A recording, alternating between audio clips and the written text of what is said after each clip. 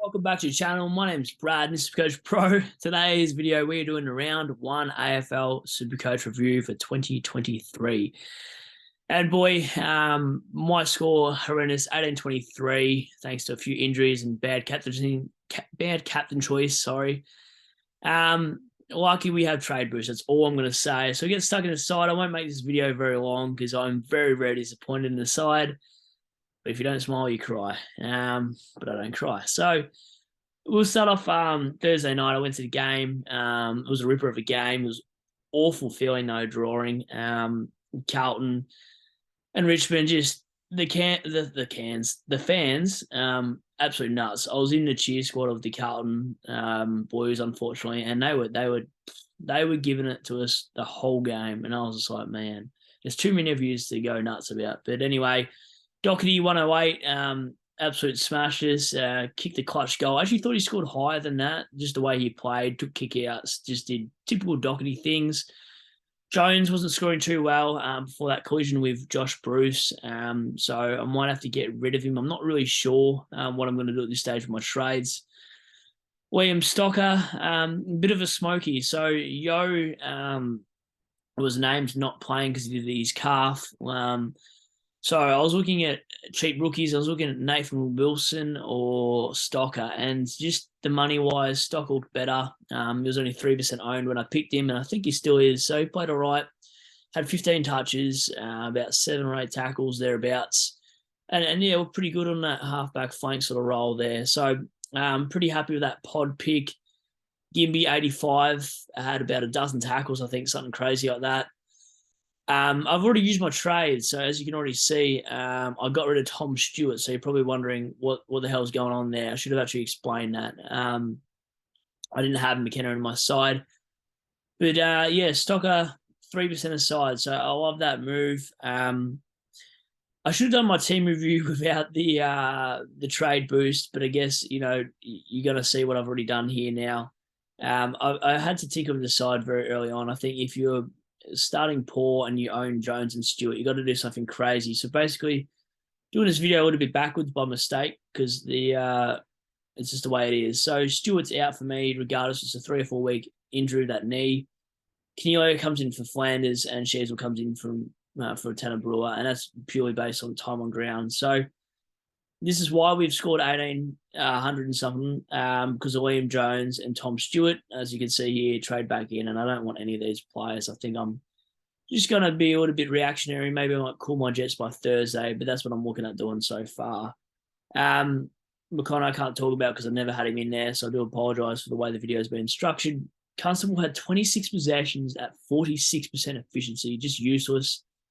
Wilmot and Cowan got subbed, cramps apparently. So yeah, it's whatever for the bench. There is some positives. Obviously not Laird. He just had 18 touches, missed 2 goals, and just got tagged out of it. So didn't see that one coming. I don't think anyone did, to be honest. I knew Kingsley had said they were going to tag. I just didn't think the GWS tag was going to haunt us this bad, and it has. Bontempelli 107. Yeah, probably expecting a little bit more from the Bont, but they did play Melbourne. 134 to Tom Green's just insane. It looks like it is his breakout year. And Settlefield for me scored 99. Yeah, 25 touches, I believe. So he played really well, feeding it to Parrish and Merritt. So looks like that missing link, that big body midfielder that Essendon scream out. He's also a pot in my side, so I am pretty happy about this one. I jumped on board with Swizz. I don't think he actually knows that. That's why I actually looked into Settlefield. It was because of him. He's got very good takes on some players, and yeah, 4% of sides at 348 looks pretty good. So a Hopper, we might have to sideways him next week for Warpedo or something like that. And yeah, Callahan was really impressive. 101. So I didn't see that coming. I actually probably thought Ashcroft and Callahan might have swapped scores there. McKenzie 93. I'm not going to complain about that for a rookie on the field. Holland's 56 by emergency. He played all right as well on the wing. Boitel here, I think that's how you pronounce it, scored 71. So a bit of a pod there. I think he's owned by about 3 or 4%. And Oscar Baker, I didn't watch that game, so I don't know why he scored so poorly there. Darcy and Marshall played against each other. So Marshall didn't get a lot of hitouts. He got about 17. So these guys just stole points off each other, which is probably what I expected to happen. Radley Glear, I last minute wanted some cash generation there, so I got rid of that Giants loophole. I think his job security is pretty good. He looked okay down back, but when Stewart came off, he looked pretty poor. Going forward, Dunkley, probably what you expect from Dunkley, 108. It's probably going to still be F1. Cogs wasn't there. It would have been Flanders and Tanner Bruin in my forward line. So don't worry about this Cogs score. It's not what I actually got. Rosie is what I got. And Taranto probably doing what you expected them to both do at that premium price. So yeah, not too bad. Taranto could have hit more targets. He just sort of threw it on the boot like he did at the Giants. And Gordon, glad I stuck with this one because he smashed out a 115. So glad I held faith in him. Glad I didn't go Fife, but I still unfortunately grabbed Tanner Bruin and Sam Flanders, which also really hurt my forward line scores. As for the bench, Josh Bruce, who took out Liam Jones, scored 50, and Fergus Green scored 33 on a bench, which is whatever. So that's my trades for this week coming up, I think. Hopefully no random injuries. It does leave my backline quite thin.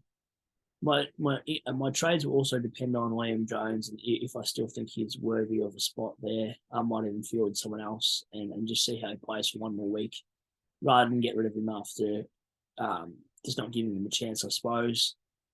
Tanner Bruins, Tom LeGrand 2-0, and Flanders who took back in the side. That's what I thought might happen, but I wanted to take the risk at that price. So yeah, hindsight's a wonderful thing, but the team looks all right. Yeah, if you like this video, like and sub to the channel. And you got any comments about some trades or captain options, chuck them in there also. I'd love to hear what you guys actually scored this week. Hopefully way better than mine. But I have faith in this team, and I know we can come back and finish top 1% for the last 3 years in a row. So not too worried. It is what it is. And we'll catch you guys Wednesday because there's no Thursday game again. So if you like the video, you know what to do. I'll end it there, and I'll speak to you guys in the next one. Cheers.